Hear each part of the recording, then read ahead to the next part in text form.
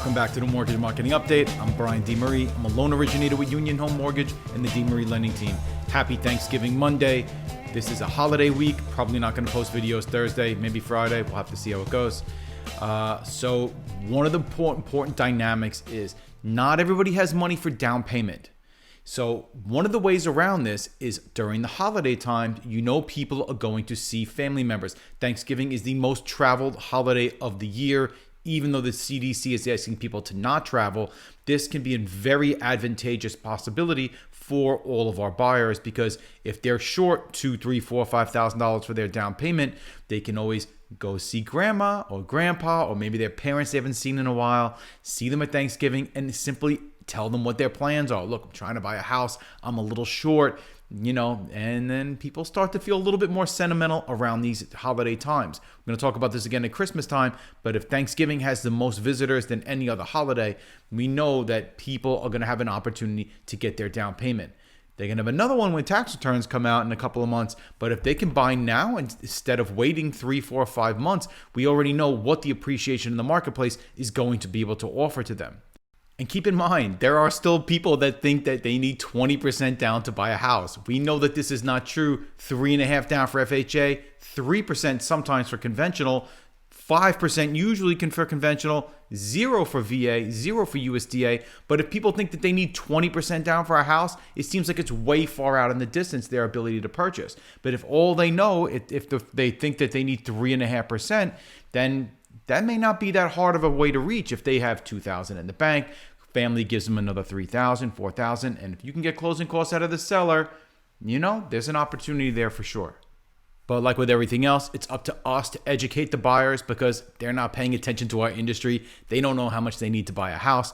They don't even know what it takes. And that's our opportunity. That's where we come in as professionals with the education. The education is our value play. The education is why they need a realtor and why they need a loan originator, because they truly don't know.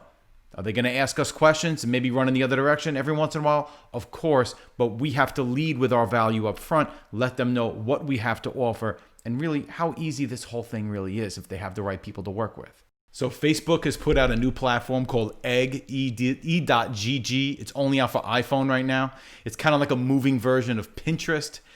This is what it looks like in the background, if you can see it. It's just another one of these like chaotic things to look at as far as I'm concerned.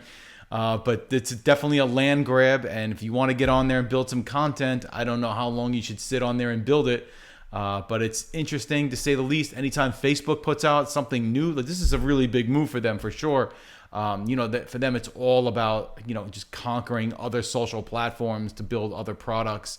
And they just build these things, let us build all the content on them. And if you build something on here and put it on Facebook, I bet they will reward you with views. I bet they will.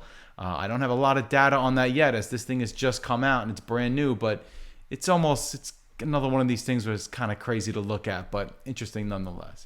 Just my first impression of Egg might be easier to just build like 4 or 5 templates, and as you have sold comps or listings that you want to add in, just slide those in there. Maybe change some of the visuals every once in a while. It's enough effort just to make content for a lot of these social networks as it is. If you're doing all of this on your own, it might just be easier to keep this really simple at first until learn a couple of other tricks. But these social platforms come out. Now we have to learn how to build content on them all over again. But just learning it for like an hour the first time at least gives you something to post there and have a presence there. And today at 1 o'clock on Zoom, we're going to be going over our Facebook ads seminar again. Going to definitely want to sit in on this. This is where we duplicate ads and then we run them at the end. Hopefully you've got all your graphic design and your videos set to go, don't you? I know you do, because you've been doing your homework. Tuesday we'll do a class as well. And then, everything's backed up on YouTube. Check us out on Instagram. And